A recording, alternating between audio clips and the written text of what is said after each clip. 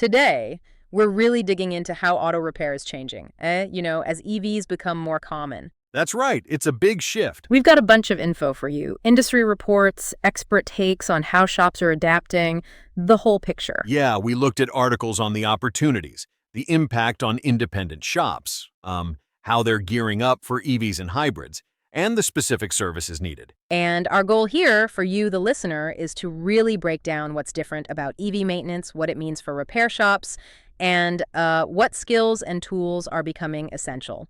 Sort of a shortcut to getting up to speed. Exactly. Okay, let's get into it. 1, 2, 3, 4.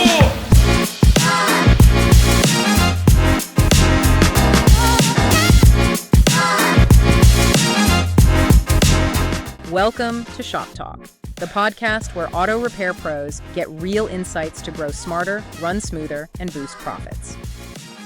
So an EV rolls in. What's familiar and what's totally new compared to a regular gasoline car? Well, some basics are still the same. You've still got tires, brakes, wipers. Those all need checking, regular maintenance stuff.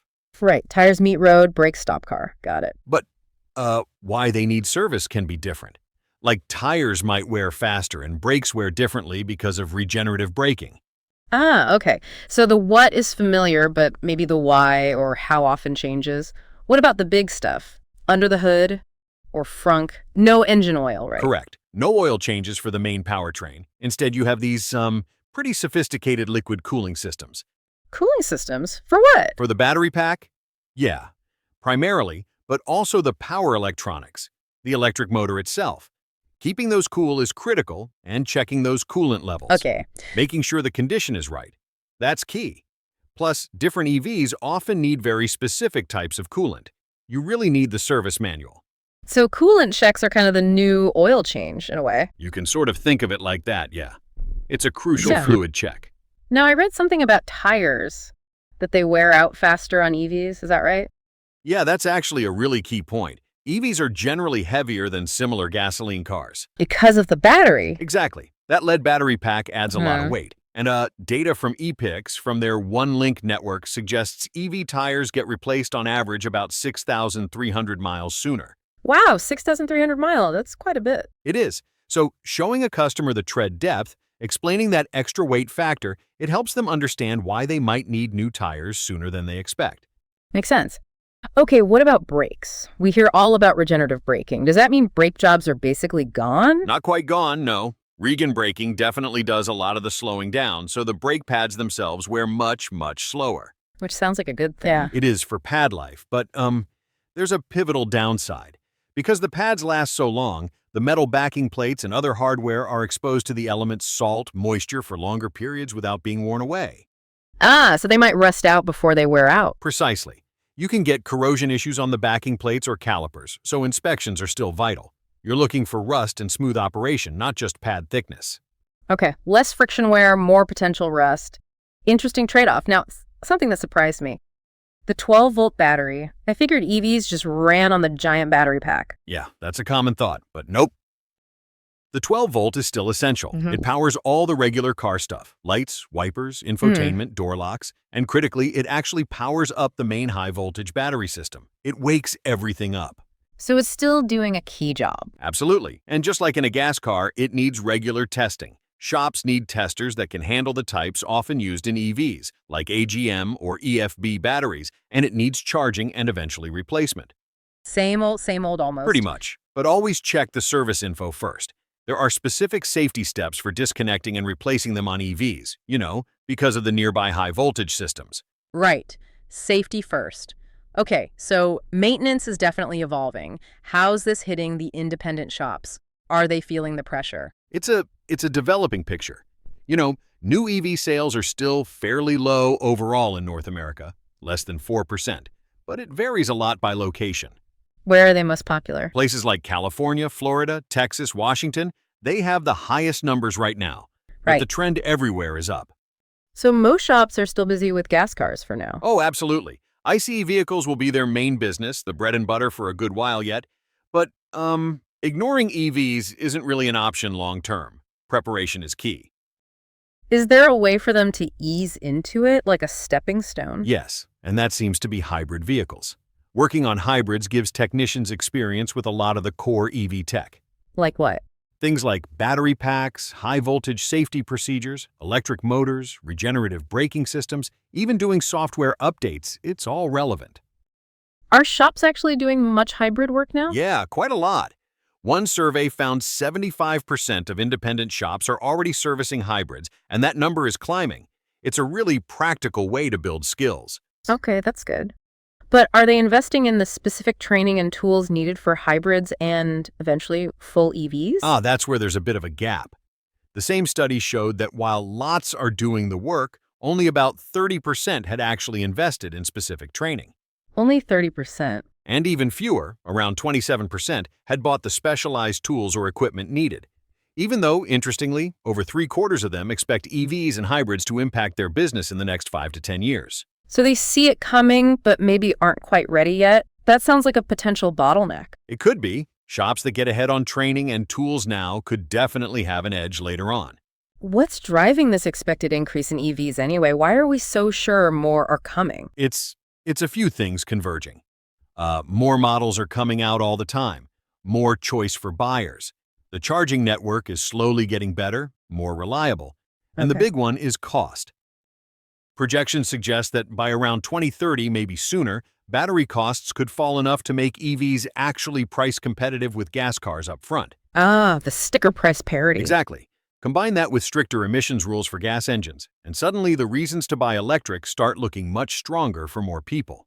So does that mean shops in, say, rural areas have more time to get ready than shops in downtown LA? Generally speaking, probably yes. Shops outside the big metro areas where adoption is currently lower might have a bit more runway. But they can't ignore it indefinitely. Definitely not.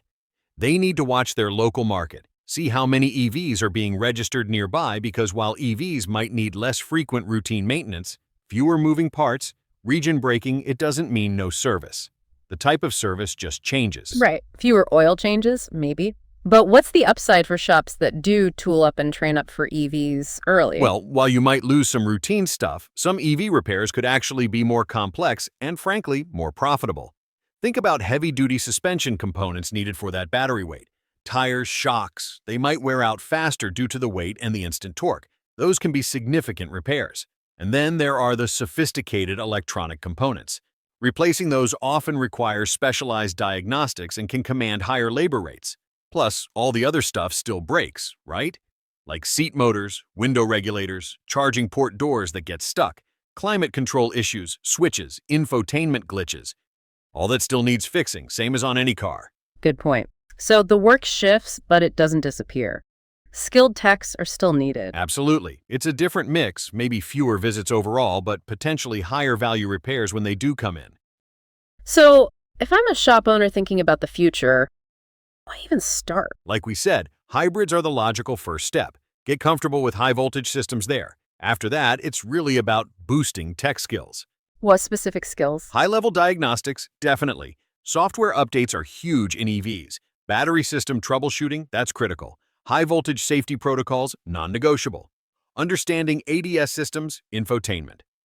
It's a lot of tech. And the shop software itself. Yeah, being proficient with modern shop management software like ShopOfficer is important too. Helps manage the data, the service records, diagnostics. It's all part of it.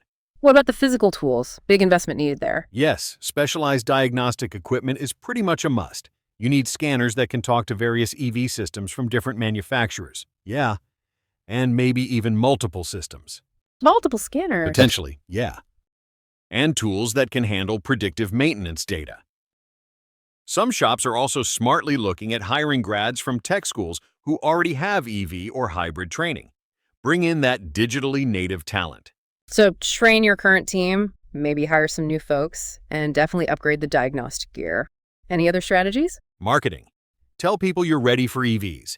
Get that first mover advantage in your area. Update your website, mention it on social media, let your customers know you're EV capable. Makes sense. Be proactive. And finally, to streamlining operations with good modern shop software. It improves efficiency, sure, but it also signals to customers that you're technically savvy and up to date. Right, projecting that competence. Okay, let's get specific. What kind of actual EV services should shops be ready for beyond, tires and wipers? It gets pretty specialized.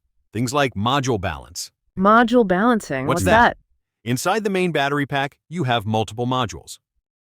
If one fails and needs replacing, the new one has to be balanced. Its charge level matched precisely with all the others in the pack needs special gear.